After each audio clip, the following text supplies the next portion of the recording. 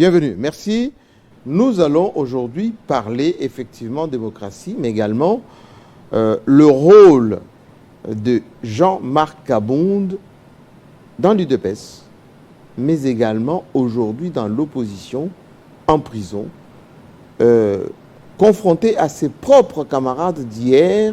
Qu'est-ce qu'on lui reproche exactement? Et surtout, maintenant qu'il va être poursuivi et jugé, quelle sera la suite? Est-ce qu'il y a eu des consultations qui ont raté ou Jean-Marc Kabound a un certain avenir qu'il essaie de préserver? Qu'est-ce qu'on lui reproche exactement? Voici les questions qu'on va essayer d'aborder avec celui qui est son porte-parole maintenant, qui est en liberté, qui s'appelle Guilain Mwangi Kayembe. Bienvenue. Merci Jean-Marie. Vous êtes porte-parole de l'Alliance pour le changement, juriste de formation des professions, chercheur en droit public, et surtout entrepreneur.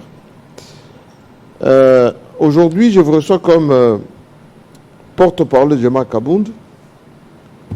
Question, il est en prison. Est-ce qu'il y a encore des gens dehors qui les soutiennent après avoir été exclus de l'UDPS et considéré comme un traître paria?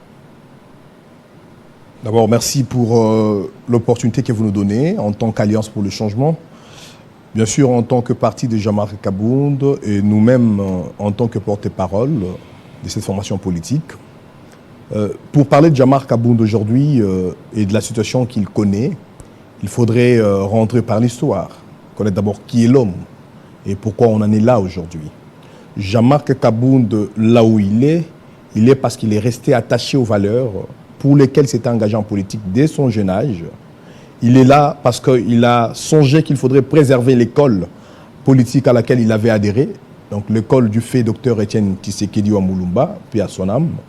Et voilà aujourd'hui ce qui est d'abord l'identité de Jean-Marc Kabound et ce qu'il tente, ou carrément ce qu'il a décidé de pérenniser contre l'indifférence de ses anciens camarades de parti qui aujourd'hui sont au pouvoir mais en train de marcher en dehors de la logique politique, de l'idéologie donc l'UDPS. Ça, on va le voir en détail. J'ai posé cette question parce que quand on vous suit, votre détermination, la manière dont vous parlez de lui, vous le défendez, et j'allais demander, derrière vous, il y a combien de divisions pour Kabound? Mais j'aimerais qu'on regarde d'abord son portrait. On l'appelait autrefois, c'est Étienne Tshisekedi lui-même qui l'appelait héros. Alors que du côté de Kamina, où il était jeune, novice d'ailleurs, il ne fait pas partie des créateurs de l'UDPS, jusqu'à en devenir le porte-parole, et même je dirais le secrétaire général, jusqu'à l'avènement de Félix Tshisekedi au pouvoir. Jean-Marc Kabound.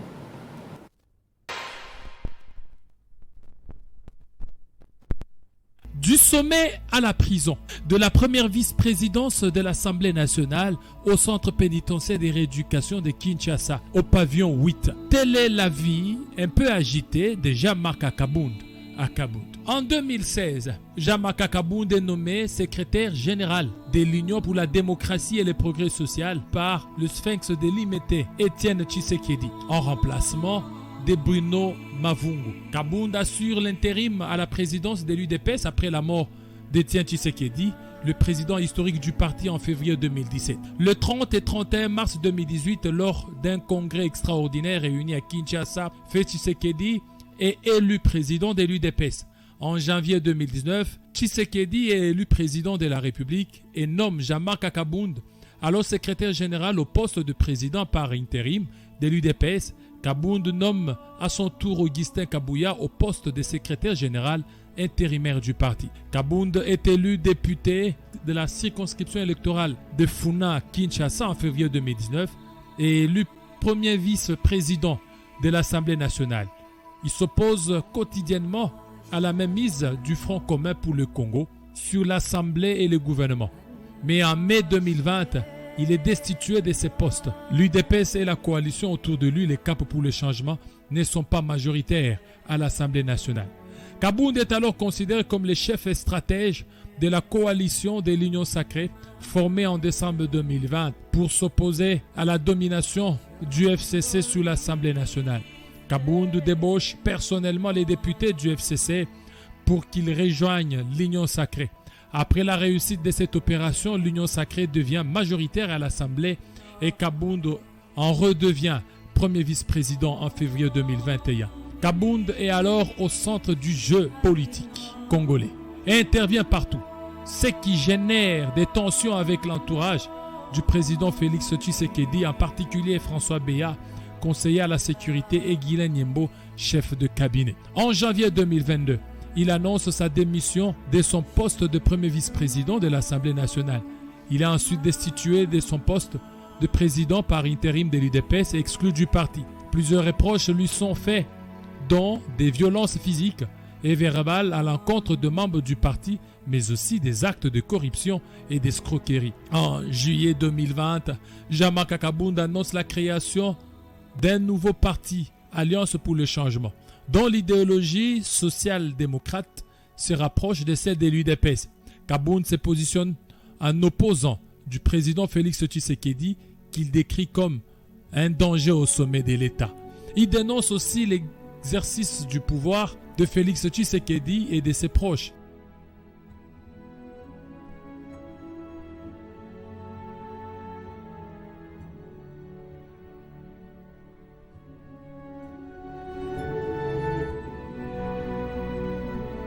Le 9 août, le bureau de l'Assemblée lève ses immunités parlementaires et après sa comparution devant le parquet général près la Cour de cassation, Kabound est mis sous mandat d'arrêt provisoire et incarcéré à la prison de Makala. Après 3 jours en prison, la Cour entend Kabound et décide de le placer en résidence surveillée. Mais cette décision n'est pas appliquée tout de suite par le parquet. Son procès s'ouvre le 5 septembre, mais il est reporté au 17 octobre puis au 2 novembre. En attendant, Kabound reste en prison, à l'encontre de la décision judiciaire. De l'autre côté, son épouse Christine Kassongo Mikembe est à la même période condamnée à 6 mois de prison ferme dans une autre affaire pour injure et imputation dommageable à l'encontre du vice-gouverneur de Kinshasa, Gérard Moulumba. Alors, je pose cette question beaucoup plus directement. Après ce parcours de Jean-Marc Kabound, il est quoi? Victime de sa personnalité, ou il n'a pas été discipliné pour respecter ceux qui ont fait de lui secrétaire général et en devenir d'ailleurs premier vice-président de l'Assemblée nationale? J'aimerais aussi vous répondre directement en vous disant qu'il est plutôt loyal. À qui? À ses valeurs, aux valeurs démocratiques, aux valeurs politiques qu'il a acquises de son mentor, Étienne Tshisekedi Moulumba. Vous pouvez vous rappeler qu'il ne cédait pas facilement et qu'il aimait à l'époque être plutôt cavalier solitaire que s'est retrouvé parmi les moutons de Panurge dans une voie de perdition. Voilà aujourd'hui ce qui peut se comprendre de la carrière politique de Jean-Marc Kabound. Voilà ce qui peut expliquer aujourd'hui l'exception de son parcours, parce que vous savez, tout parcours vers une destinée glorieuse est toujours parsemé de difficultés, d'incompréhension, d'injustice, de trahison, de maltraitance. Et un tel homme, étant conscient de sa destinée, n'hésite pas et n'a pas peur d'en payer le prix. Mais ce qu'on reproche à Kabound, c'est quand même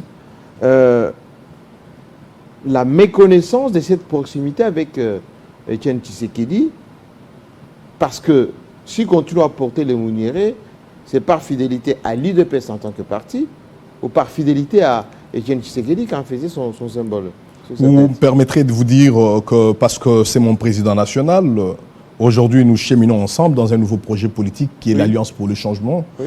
Mais lorsque nous parlons UDPS, l'UDPS à laquelle Jean-Marc Kabound a adhéré et pour laquelle Jean-Marc Kabound a combattu, n'est plus ce que nous trouvons aujourd'hui comme vestige à la 10e rue. L'UDPS... Comment ça vestige? Écoutez, ces bâtiments, depuis qu'il a été acquis, n'a jamais connu de modification ou d'adaptation. Il en était secrétaire général, pourquoi il n'avait pas fait les travaux? Il a fait ce qu'il avait pu faire en tant que secrétaire général à l'opposition. Et lorsqu'ils sont arrivés au pouvoir, Oui. allez vérifier, à l'UDPS, Jean-Marc Kabounda Kabound a conçu un projet de modernisation du siège en le construisant comme un bâtiment moderne. Il commençait à faire des stades, il commençait à faire des écoles, au lieu de commencer par on ne peut pas. Le siège de l'UDPS. Vous allez me permettre, on ne peut pas confondre l'action personnelle de Jean-Marc Kabounda Kabound en tant qu'acteur politique, en tant que philanthrope, et l'action de Jean-Marc Kabound en tant que président AI de l'UDPS. Ce qu'il a fait en tant que personnalité politique, il l'a fait et il l'a achevé. Nous pouvons aujourd'hui en juger le résultat. Mais ce qu'il avait proposé de faire pour l'UDPS en tant que président AI du parti, en tant que fils maison aujourd'hui au pouvoir, il y a eu une maquette d'un siège national de l'UDPS et il y avait d'autres maquettes de sièges pour la fédération de l'UDPS à travers le pays que Jean-Marc Kabounda Kabound avait fait concevoir, proposer au président Félix Tshisekedi et aux membres de l'UDPS, et que même cette maquette avait été imprimée, exposée devant le siège de l'UDPS et les appels de fonds avaient été lancés. Et vous allez vous demander aujourd'hui, est-ce qu'à l'UDPS on parle encore de ces projets? Où étaient partis ces projets? Il y a donc là des réalités que les gens ne connaissent pas. Il y a eu des obstructions internes au sein de l'UDPS qui ont empêché à ce qu'un tel projet de modernisation du parti présidentiel puisse avoir lieu parce qu'il y a des conflits en termes de propriété d'abord parcellaire par rapport à ces sièges. Et vous ne savez pas ça? Que cette parcelle n'appartenait pas à l'UDPS, c'était la propriété écoutez, de la famille? Je suis délimité.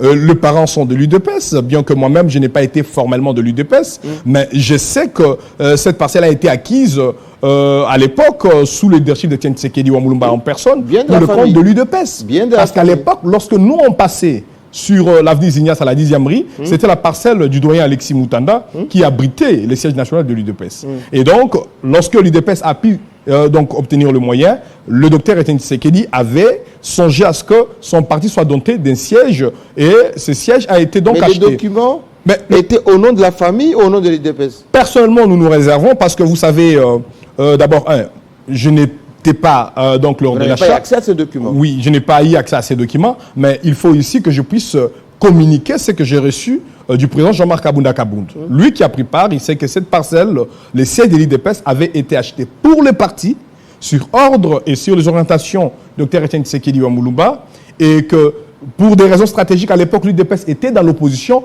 Les déclarations ou les formalités au niveau du cadastre n'étaient pas faites au nom du parti ou au nom des membres de la famille, mais c'était des démarches faites donc sous un nom de prêt. Donc, un proche du docteur Etienne Tshisekedi, qui habitait à l'époque Yolo, ce que nous a confié le président Jean-Marc Kabounda Kabound, et c'était en son nom que cette parcelle avait été enregistrée au service cadastral.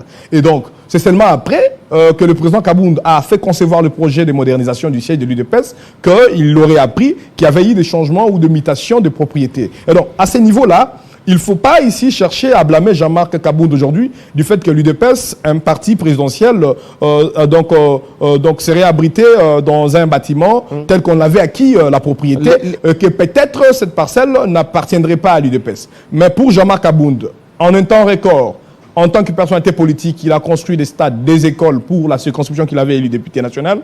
En un temps record, il a consacré donc la majeure partie de ses fonds pour construire un parti qu'il a donc lancé et lui donner les sièges que nous sommes en train aujourd'hui d'utiliser. Donc ça veut dire que ce n'était pas une question de mauvaise foi ou une question de manque d'implication, mais Jean-Marc Kabound était effectivement un homme à l'œuvre, mais qui a été mal compris et surtout qui a été combattu à l'interne à l'UDPS. Dites-moi, Jean-Marc Kabound, qui a été le président AI nommé par Félix Tshisekedi, pourquoi n'a jamais fait allégeance à Félix Tshisekedi?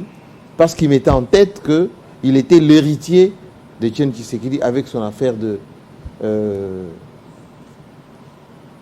décision finale. Écoutez, il y a peut-être trop de confusions qui ont toujours été véhiculées. C'était ça son péché? Non, non. Vous savez, en tant que personnalité politique... Il n'a jamais fait allégeance à Félix Tshisekedi. À la différence des autres acteurs politiques à l'UDPS, Jean-Marc Kabounda Kabound est né avec un leadership. Et ça se confirme, parce que depuis Kamina, jusqu'à Kinshasa, là où il a dirigé l'UDPS, je vous rappelle qu'il était le dernier secrétaire général nommé par Etienne Tshisekedi Wamulumba. Ça, on le sait. Il est arrivé à Kinshasa, mais il est parvenu à se donner une notoriété incontestable à Kinshasa. il est parvenu à maîtriser un parti qui était en voie de disparition, donc avec des crises intempestives de leadership où les secrétaires généraux ne pouvaient même plus rester dans un bureau au siège du parti pour travailler. Il est ce secrétaire général-là qui mérite, et là, ce n'est pas moi qui l'ai dit, c'est le président Félix Tshisekedi qui l'avait dit à l'issue du congrès, lorsqu'il avait été investi candidat et président de l'UDPS. Il avait dit que Jean-Marc Kabound méritait d'avoir un monument dans l'histoire politique de l'UDPS. C'est Tshisekedi qui l'a dit. Oui, les archives sont là. Et donc, ça veut dire que pour Jean-Marc Kabound, avoir des associations qui les soutiennent, comme vous avez cité la décision finale, oui. Il y avait aussi les amis de Jean-Marc Kabound. Il y avait aussi Génération Kabound. Un parti politique en gestation qui était en concurrence avec l'UDPS. Ce sont des accusations. Et vous savez, lorsqu'on veut noyer son chien, on l'accuse toujours des rages. Parce que ces associations-là ont soutenu Jean-Marc Kabound depuis Kamina, pour certaines, et d'autres ont vu le jour à Kinshasa.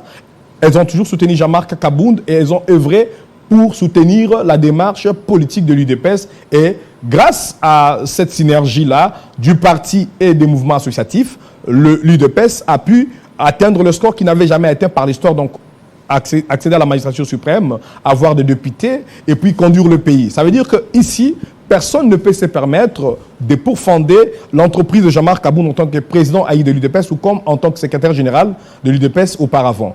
Donc, pour entendre tous ceux qui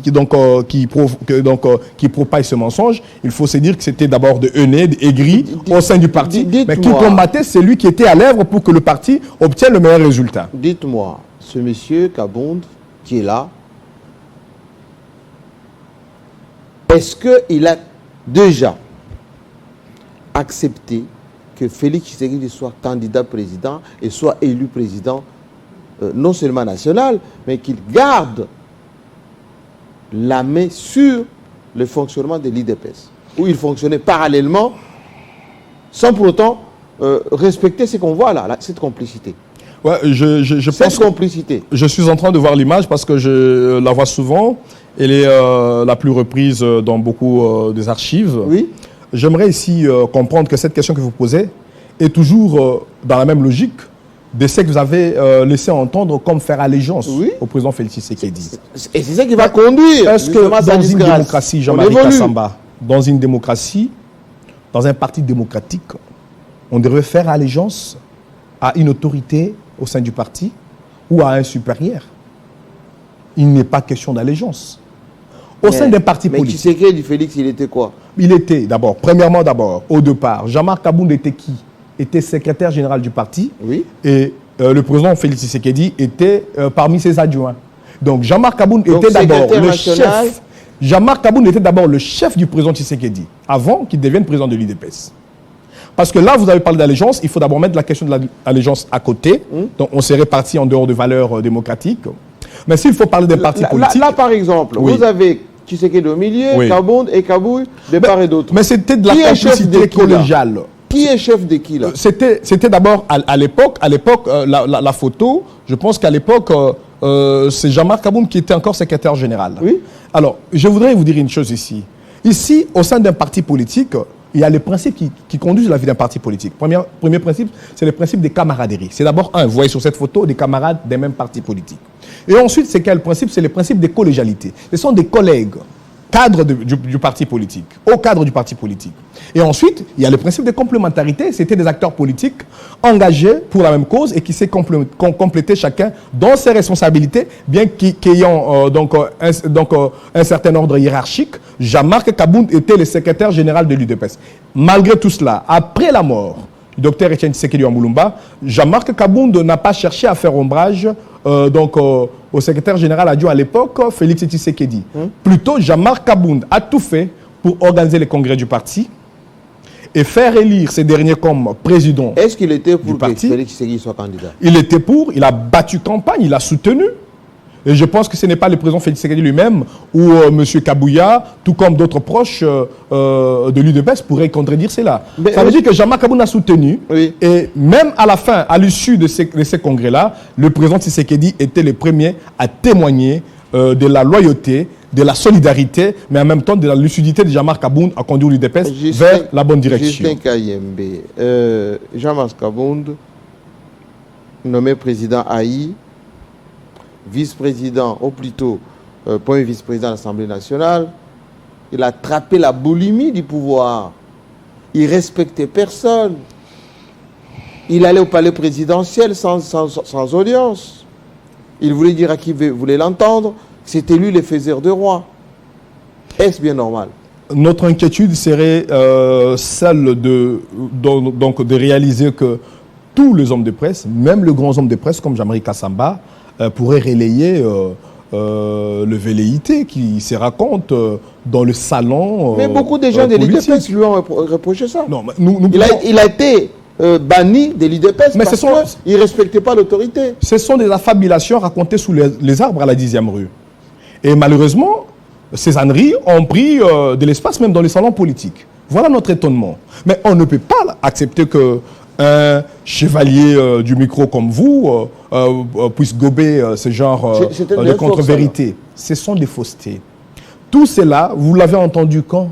C'est lorsque Jean-Marc Kabound a décidé de dire des vérités, a décidé de proclamer la rupture, que donc on a activé la machine la plus traditionnelle d'ailleurs de l'UDPS, la machine de la diabolisation, pour commencer à inventer des histoires, à raconter des faussetés sur Jean-Marc Kabound, question de les discréditer dans l'opinion. Qu'est-ce qui est de vrai? Ils ont le pouvoir et ils ont eu le moyen et l'avantage de faire la plus mauvaise campagne contre Jean-Marc Kabound pendant très longtemps. Qu'est-ce qu'il y a de vrai dans tout ce que Kabound a raconté au cours de cette conférence de presse? Presque un lynchage à Félix Tshisekedi, président en exercice. C'était des vérités. D'abord, premièrement, ce n'était pas des lynchages. La première vérité que je voudrais ici qu'on puisse marteler, est que d'abord, Jean-Marc Kabound n'a pas fait montre de la boulimie du pouvoir. D'ailleurs, il était celui qui rappelait à ses camarades que nous avons eu le pouvoir, mais nous avons des assignations.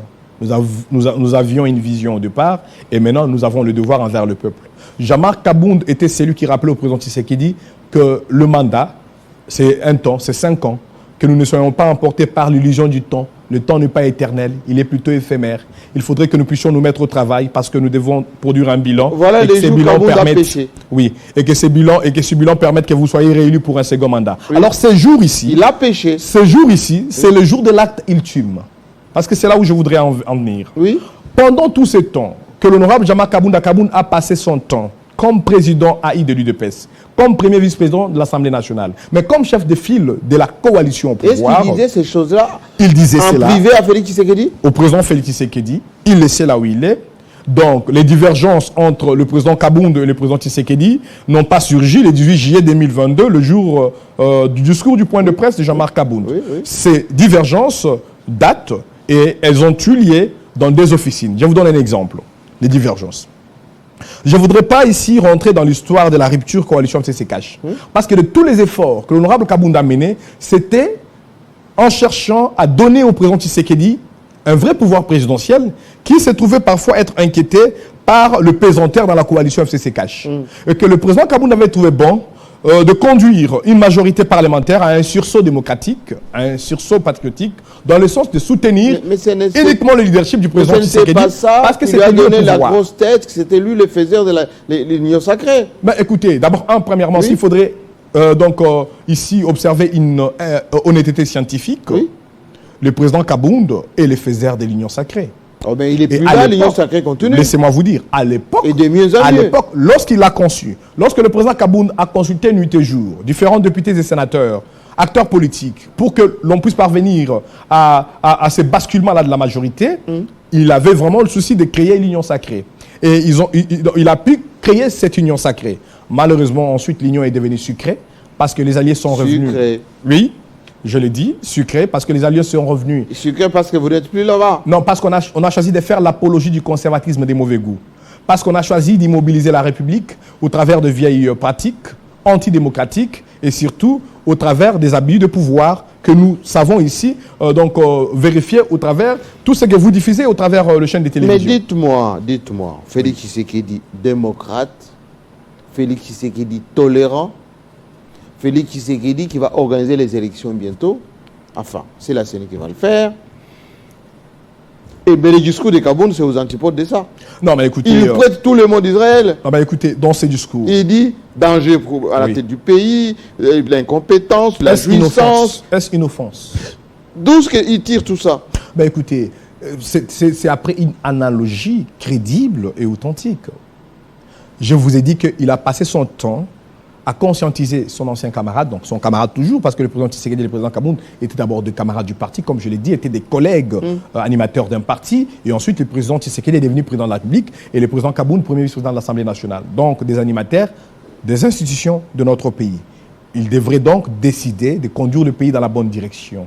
Et lorsque le président Kabound trouvait que les options levées au niveau du leadership du président Tshisekedi pouvaient faire dérailler la gouvernance, il était dans le devoir, en tant d'abord que camarade de parti, mais bien sûr en tant que responsable d'une institution, de toujours apporter au président Tshisekedi certains conseils et insister s'il le faut pour chercher à le conduire vers la bonne direction, parce qu'il avait fait. Il a fait depuis l'UDPS. Il a fait pour lui demander de retirer la signature à l'accord de Genève faisant de Fayoulou candidat unique. Il a fait. Monsieur le président, les archives sont là. Lorsque le président Félix Tshisekedi a signé à Genève et a fait la déclaration devant la presse de la diaspora pour dire que le changement aujourd'hui s'appelle Fayoulou, je prendrai le temps de convaincre ma base. C'est le président Kabound aujourd'hui, ici à Kinshasa plutôt, qui a convoqué la base et qui a fait une déclaration pour dire que nous donnons un délai. C'est pas ce qu'il dit Augustin Kabou et les autres. Non, mais aujourd'hui... La réunion qui s'est tenue au premier étage, Kabound, d'abord il n'était même pas là. Non, mais c'est son il est venu après. Moi ici, je ne voudrais pas entrer en interaction avec un acteur politique que je sais être souvent dans le mensonge. Il était dans la récupération Kabound. Non, mais écoutez, le compatriote que vous citez, moi je ne pense pas qu'il est toujours... il est d'abord un acteur politique crédible.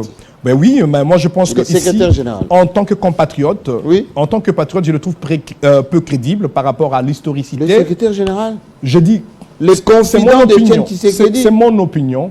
Je le trouve peu crédible par rapport à... On l'appelle l'aîné. Pourquoi j'ai dit... AK-47. J'ai dit peu crédible. Pourquoi peu crédible? Parce que le degré de responsabilité qu'avait le président Kabound à l'époque, ce n'était pas le même degré que M. Kabouya. Et moi, je pense que c'est lui qui est mieux placé. Mais Kabouya, là, quand Kabound était là, Kabouya était là. Mais il était derrière. C'est lui qui a décidé. C'est lui qui a déclaré. Je pense que même Télé 50, d'autres médias que je ne vais pas citer ici, avaient communiqué cette déclaration de Jean-Marc Kabound donnant l'ultimatum au président Tshisekedi de retirer sa signature de l'accord de Genève. Alors, j'ai évoqué cette historicité pour vous démontrer que dans tout le temps, le président Kabound n'avait pas manqué à son devoir d'aider le président Tshisekedi à évoluer sur le bon chemin et chercher... Revenons à cette procédure judiciaire, interminable peut-être.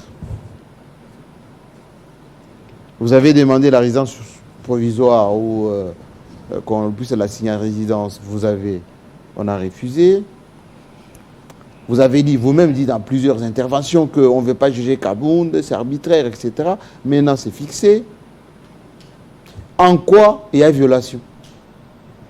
Où est-ce que vous voyez l'instrumentalisation de la justice? Vous avez des formations juridiques vous-même. Les choses suivent leur cours. On ne peut plus naturellement. Déjà, c'est avec beaucoup d'amertume que je réponds à ce genre de questions si souvent, parce que ceux qui soutiennent ces allégations sont devenus d'abord des démagogues, parce qu'ils doivent Pourquoi soutenir... démagogues? Mais oui, démagogues par rapport d'abord au droit, par rapport aux sciences politiques, démagogues par rapport à toutes les vérités qui peuvent être acceptées. Où est les vices de forme? Observées. Où est les vices de forme? Jean-Marie Kassamba, les dossiers judiciaires Jean-Marc Kabound d'abord rêvait une violation de la Constitution.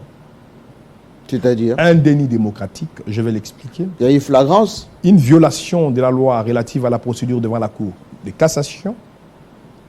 Les procès judiciaires Jean-Marc Kabound aujourd'hui installent une insécurité prétorienne comme s'inquiète souvent le pénaliste. Ça comme discours. Cela voudrait dire ceci. On rentre dans les dispositions légales. Oui. La Constitution, notre Constitution, celle du 18 juillet 2006, elle prohibe les poursuites judiciaires à l'endroit d'un parlementaire en raison d'opinions politiques, tout comme en raison des votes. Quelle question c'est qu'il dit?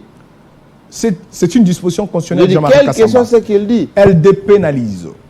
Un député national bénéficie de cette disposition qui cadre avec les droits parlementaires. L'article 107 de la Constitution dit qu'aucun parlementaire ne peut être poursuivi, recherché, détenu, jugé ou arrêté pour des raisons d'opinion. Donc Kabound est victime de ça. Je vous dis que premièrement d'abord, c'est une violation de la Constitution. Alors, si nous voyons, rentrons dans une logique juridique, parce qu'ici, je sais qu'il y a des thésards qui pensent que cette disposition-là ne laisse pas le député critiquer. Non, il n'y a pas eu de flagrance. D'abord, la procédure Jean-Marc Kabound, il n'y a pas eu une procédure de flagrance. Là, il est jugé en quoi, là? Là, c'était... Oui, à la cour des... Oui, ben voilà, mais... À la cassation. Oui, il était essoufflé de voir une république en dérive. Ça n'a rien à voir avec le contenu de son procès. Alors, je vous dis... Comment ça, république en dérive? Mais vous êtes fort dans, sommes en train de votre vivre. phraséologie. Malheureusement, nous sommes en train de les vivre. Alors, je voudrais dire ici que nous sommes dans un cas de violation de la Constitution, de violation de loi. Rentrons dans la logique. Parce que le Constitution dépénalise les délits d'opinion pour un parlementaire. Alors, on évoque, dans le réquisitoire du procureur général près la Cour de cassation, on évoque une loi. Mais cette loi-là, pour nous, qui sommes de bons juristes, c'est une loi qui est obsolète. Je voudrais ici que les juristes nous disent, que nous puissions nous entendre. Qu'est-ce que nous pouvons faire dans notre pays de ce qu'on appelle la pyramide de normes? C'est-à-dire? La hiérarchie des normes. Est-ce que cette loi est plus ascendante et prépondérante à la Constitution qui prohibe le poursuite judiciaire? Parce que cette loi souvent évoquée, les gens ne comprennent pas. Dès lors que nous avons eu une constitution par voie référendaire et promulguée par le président honoraire Joseph Kabila le 18 juillet 2006, oui. Nous avons connu un autre cas qu'on n'arrive pas à résoudre maintenant avec notre Parlement. Le cas de l'obsolescence de notre arsenal juridique pour certaines lois qui ne sont plus adaptées, qui ne sont plus conformes et qui énervent forcément la Constitution. Et c'est le cas de la loi qui avait institué l'infraction de l'outrage au chef de l'État. Oui. Cette loi est obsolète parce que la Constitution prohibe le poursuite juridique et le poursuite et pour un vous parlementaire. pensez que tout ce que Kabound a dit D'abord, ne constitue pas outrage du chef de l'État? il n'y a pas eu d'abord d'outrage, il y a eu des vérités. Jean-Marc Kabound a parlé de la République, il n'a pas parlé de la famille biologique d'une personne, il a parlé du chef de l'État en tant qu'institution. Comme Ghislain Mwangi, comme Jean-Marie Kassamba a le droit de parler de toutes les institutions de son pays, tout comme de tous les décideurs. Et c'est de notre droit, garanti par l'article 23 de la Constitution, le droit à la libre expression. Et c'est en plus encore le droit d'un acteur politique, garanti par notre Constitution. Mais en l'occurrence, c'est plus le droit d'un parlementaire, garanti par la disposition 107 que je suis en train d'évoquer ici. Dites-moi, tout ceci a été régularisé avec la dernière décision. Le procureur a dit on peut maintenant poursuivre. Ça veut dire que votre juridisme là a été battu en brèche. Kabound reste voilà, en cette tenue. Vous avez évoqué juridisme, mais pas notre juridisme, c'est plutôt le juridisme de ceux qui sont déterminés à clouer Jean-Marc Kabound, à obéir à la volonté de certaines officines politiques. Mais plutôt, il s'agit d'une opiniâtreté négative de la part peut-être du ministère public et de la part de l'ensemble de notre classe politique qui est aujourd'hui acquise à donc ces commerces du suffrage, l'appartenance au camp au pouvoir pour survivre et subsister politiquement. Alors, on ne peut que défendre. Comment ça se comprend. Jean-Marie Kassamba. Les gens adhèrent à la vision du président de la République, vous appelez ça commerce. Mais moi, je vous parle de notre considération politique. Pour nous, tout ce que nous vivons aujourd'hui, ce théâtre ici devrait prendre fin lorsque l'UDPS a accédé au pouvoir. C'était ça la vision de l'UDPS. C'était ça les soucis de Jean-Marc Kabound. On ne veut pas aujourd'hui voir l'UDPS au pouvoir pour réitérer les mauvais exploits du passé, notamment le commerce du suffrage, les adhésions intéressées des camps envers les autres. Mais d'abord là, on n'est pas là. Rentrons dans la considération de la procédure judiciaire. De la procédure. Le président Kabound a été victime d'abord, a été victime d'une cabale et d'une complicité de qui active du procureur général pour la Cour de cassation et du bureau de l'Assemblée nationale en pleine vacances parlementaires. Il y a eu collusion? Il y a eu violation d'abord du règlement intérieur. Le président Kabound a connu la levée de ses immunités, a été... Mais c'est la procédure. Non, mais la procédure n'a pas été respectée. Rappelez-vous qu'il avait adressé un courrier au président Mbosso pour lui demander de lui annexer donc, à la correspondance l'invitant à une comparution devant le bureau, lui annexait les réquisitoires du procureur général afin de lui permettre donc, de bien se défendre. Et d'ailleurs, c'est un droit garanti par la Constitution des droits de la défense. Un mot, ça n'a pas respecté. Il n'avait pas respecté. Sur instruction. La procédure a été cavalière, mais ils sont politiques, ils l'ont fait à dessein. La procédure a été cavalière. L'honorable Kabound est allé en bon citoyen, en homme d'État répondre à la dernière invitation du ministère public, mais qui malheureusement avait tourné en la mise en œuvre d'une messe noire qui était déjà dite la veille de ce rendez-vous-là. Alors, je vais vous dire une chose, Jean-Marie Kassamba. Sur le plan juridique d'abord, même si nous rentrons dans les cas où, parce que ici je ne veux pas qu'on puisse s'éterniser sur l'impossibilité des poursuites judiciaires. Oui. Mais je voudrais ici qu'on puisse d'abord envisager la possibilité des poursuites, si réellement ça pouvait se faire. Oui. Il y a une violation de la procédure au niveau du bureau de l'Assemblée nationale. C'est déjà consommé, ce n'est plus approuvé. Il y a eu violation de la loi relative à la procédure devant la Cour de cassation au niveau du parquet général près la Cour de cassation. Parce que cette loi, à son article 76, libelle clairement que un parlementaire ne peut pas être placé en détention préventive. Ah oui? Oui, l'article 76. D'où la demande de la résidence surveillée. Alinéa 2, cet article donne clairement lieu d'une assignation à résidence surveillée. Et cette compétence-là, la compétence de décider, la loi est claire. La loi dit, à son alinéa 3, la loi dit, toutefois, la Cour de cassation est la seule compétente à décider de la détention préventive d'un parlementaire qui, le cas échéant, sera remplacé par l'assignation à résidence surveillée. Mais le procureur général, près la Cour de cassation, a placé Jean-Marc Kabound en détention, ou plutôt sous mandat d'arrêt provisoire à Makala. Ça n'existait pas. Ce n'est pas son lieu. C'est en violation. C'est d'abord en violation. Mais on a dit la résidence surveillée, ça peut être aussi la prison. Non, mais pour des raisons de sécurité. Jean-Marie Kassamba. De sa propre sécurité. Même si vous n'êtes pas professeur en droit, vous êtes un homme de sciences, vous êtes un enseignant des universités. La loi est claire, vous pouvez la lire. Il ne vous faut pas être thésard pour ici soutenir la loi. C'est tout à fait clair. Une résidence, la notion de la résidence, est-ce qu'il faudrait en faire un débat sur votre plateau? Non. Une prison, c'est une prison, une résidence, c'est une résidence. Et même sur le plan jurisprudentiel, il n'y a pas un seul cas, par le passé, où le ministère public a soutenu une telle thèse. Mais parce qu'il faut plaire aux officines politiques, à qui? Parce qu'il faut plaire à ceux qui tiennent les rênes, la justice a soulevé tous ces moyens superfétatoires pour justifier la violation de la Constitution, ensuite la violation de la loi relative à la procédure devant la Cour de cassation.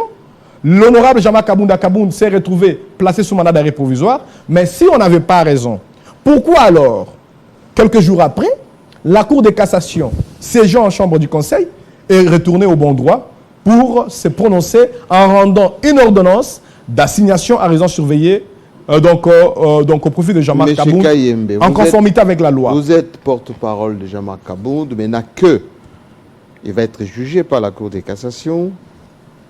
La Cour constitutionnelle, d'ailleurs, ne voit pas d'inconvénient sur la constitutionnalité de tout ceci. Vous allez faire quoi avec un nouveau parti qui s'est détaché de l'UDPS, dont le siège est placé par, je ne sais pas, vantardise ou une espèce d'affront volontaire en face du siège de l'UDPS? Vous allez faire quoi? Bon, écoutez Jean-Marie Kassamba, vous savez d'abord, parce que vous avez évoqué l'étape de la Cour constitutionnelle, parce que c'est la plus récente, il s'est posé un problème.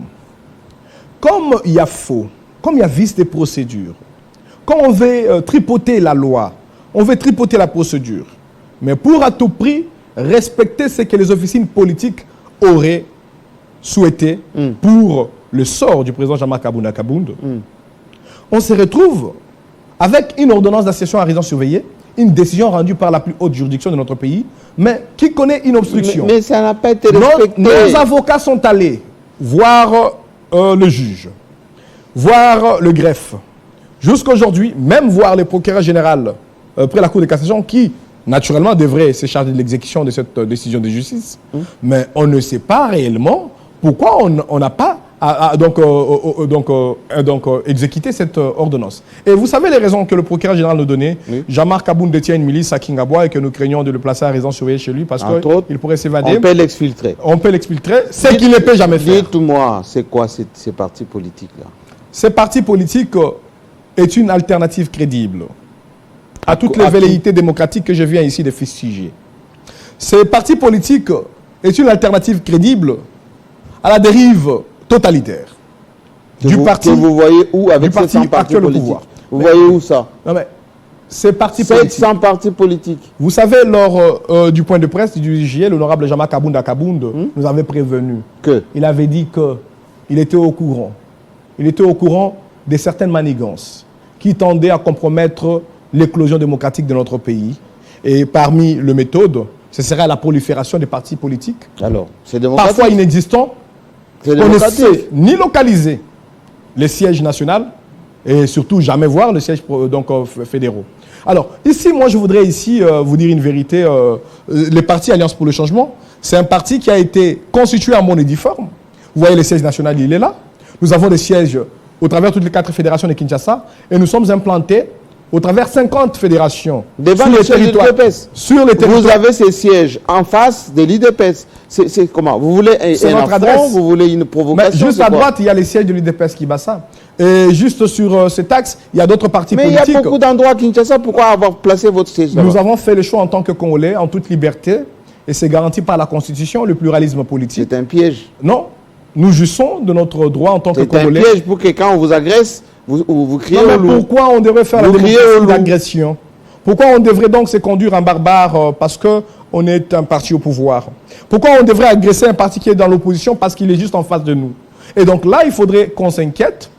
Nous sommes donc en train de vivre la possibilité de l'instauration d'un parti-État. Parce que s'il faudrait que notre parti n'existe pas parce qu'il y a un autre parti en face... Vous traitez Félix Tshisekedi des dictateurs. Nous avons dit, Jean-Marie Kassamba, avec... Vous voyez cette image, il y a les policiers le long de nos murs. Oui, pour votre et protection. Juste à côté, vous verrez qu'il y a une bande que nous considérons comme une milice parce qu'ils sont armés des armes blanches, de machettes, des cailloux, abusivement appelés parfois Force du Progrès, mais qui attaquent avec des cailloux, des molotovs, le siège de notre parti, qui aujourd'hui a encore les impacts des balles, des molotovs, des machettes et des brûlures. Ce n'est pas la victimisation, ça? Non, nous n'avons pas provoqué un seul parti politique. Pourquoi on devrait nous victimiser? Nous prenons le changement, ça veut dire que même dans notre parcours politique, dans notre gestation, on ne peut pas recourir à de telles méthodes. Ni attaquer les autres, ni nous victimiser nous-mêmes. Mais les preuves sont là, les images sont là. La presse a couvert plusieurs attaques de notre... Dernière question. Donc, l'Alliance pour le changement, laissez-moi chuter par là, est une alternative crédible à l'échec du quinquennat actuel. L'Alliance pour le changement aujourd'hui est la sauvegarde de l'héritage idéologique du docteur Étienne Tshisekedi Lumumba en vrai. Et ici, nous sommes en train de nous voir dans une académie politique qui pense réellement apporter un changement dans ce pays. Dernière question. Alliance pour le changement, combien de divisions? Qui est derrière vous? Les gens pensaient même que décision finale allait se transformer en parti politique, allait mobiliser suffisamment en province. Mais tout le monde a des réalités, c'est Félix Tshisekedi. Bon, écoutez, on retrouve les traces des Kabound nulle part. Jean-Marie Kassamba, vous savez, l'Alliance pour le changement, c'est un parti qui est né d'abord dans la volonté... Combien de membres? Avec beaucoup de membres, je vous ai dit tout à l'heure, nous avons 50 fédérations réparties sur l'échiquier, donc l'étendue du territoire national, avec des membres. Lors de différentes marches, c'est dans toutes les grandes villes de notre pays que nos fédérations... Mais vous n'avez jamais appelé, on arrête nos fédéraux, nous avons nos images. Vous avez appelé une fois à une marche, oui. Ça s'est tenu pendant 10 minutes. Mais parce que nous avons connu l'intolérance politique.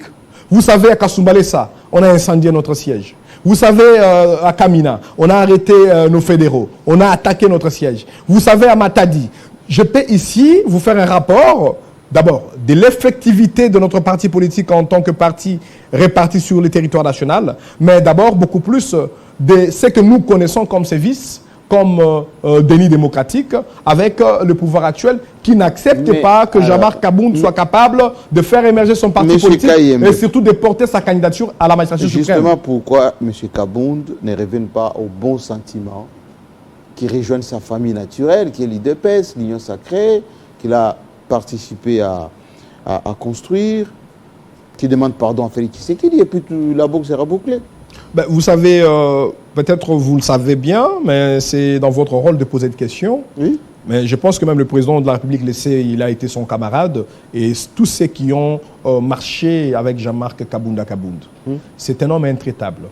C'est un invariable sur le chemin de valeurs. Oui. Il n'est pas... bon, en fait, la têtudesse, lorsqu'elle est positive, lorsqu'elle est... L'homme là qui murmure à l'oreille de Tshisekedi, pourquoi il ne peut pas se réconcilier avec lui? La réconciliation en tant que parti politique ou en tant que Congolais? Les deux. Ici, la rupture a été proclamée au-delà des rapports individuels. Ici, il s'agit d'une rupture idéologique, une rupture factuelle, une rupture historique par rapport à la gestion de la République et par rapport à la direction empruntée par le président Félix Tshisekedi, que le président Jean-Marc Kabounda Kabound n'a plus approuvé et qu'il a pris le temps de patienter, de conscientiser et qu'il n'y a pas eu de retour vers le bon sens. Donc, je vais vous dire une chose, ça vient du président Jean-Marc Kabounda Kabound, je suis son porte-parole. L'Alliance pour le changement est une démarche irréversible. Nous sommes sur un chemin de non-retour. Il n'y a nulle proposition, ni l'intimidation, ni l'injustice, ni l'emprisonnement, ni une condamnation qui pourrait conduire Jean-Marc Kabounda Kabound à reculer d'un seul pas. Et nous, les camarades du parti Alliance pour le changement, nous nous appelons des abeilles, nous sommes des révolutionnaires et nous sommes déterminés à conduire cette révolution jusqu'à sa victoire finale. C'est un chantage. Est-ce qu'il a peur pour sa vie? Est-ce qu'il est menacé pour sa vie? On sait que c'est le seul prisonnier qui ne tombe jamais malade pour demander une grâce ou peut-être de mesures, de compassion. Vous savez, Jean-Marie Kassama, le fait que Jean-Marc Kabounda Kabound soit injustement arrêté, arbitrairement détenu, contre même une décision de la plus haute cour de notre pays, l'ordonnance d'assignation à résidence surveillée, dans un endroit que nous connaissons tous, la prison centrale de Makala. C'est un endroit infectieux, toxique, où le compatriote souffre des conditions carcérales. Ce n'est pas ma déposition. C'est ici le rapport fait par Madame la ministre de Justice, qui venait récemment de faire une visite d'inspection à Makala, qui a fait ce rapport. Dans cette prison, 75% des détenus sont des détenus en attente de procès, qui ne sont pas condamnés. Et cette prison a été construite pour une capacité de 2500 personnes. Aujourd'hui, elle abrite 13 000 détenus. Imaginez les conditions de vie. Le président Kabound, il tombe malade. Il connaît beaucoup de problèmes de santé. Mais cependant, il est un homme fort, mentalement. Ce qui lui donne la force de résister contre les maladies et les conditions carcérales intenables, c'est d'abord sa force de l'esprit. Parce que vous savez, la formule c'est quoi? Lorsque vous êtes contre un pouvoir, on vous arrête pour vous intimider, on vous envoie en prison, vous y passez un mois, les conditions de vie, les conditions de santé se détériorent, et vous fléchissez pour demander pardon, et par voie d'une liberté provisoire, vous sortez, et ensuite vous serez recasé quelque part, comme nous le voyons avec certains affairistes politiques. Et il ne veut pas de ça. Mais le président Jean-Marc Kabounda Kabound n'est pas un affairiste politique. Il ne fait pas la politique du ventre. Il a eu le pouvoir qu'il avait eu par un combat politique. Il a quitté le pouvoir par une conviction. Et s'il veut rentrer au pouvoir, il va rentrer au pouvoir par un autre combat politique et un combat de valeur. Guilhem Mongi. Je vous en prie, c'est moi qui vous remercie. Sur ce plateau. Je pense que de là où il est, Kabound Jean-Marc nous a suivis. Salutations à lui. Et surtout, la situation est suivie de très près pour savoir, maintenant qu'on a décidé de le juger, est-ce qu'il y aura un procès équitable? Est-ce que tout ceci sera respecté dans une constitution, pour une constitution qui est chère à tous les Congolais? À très bientôt, avec un plaisir.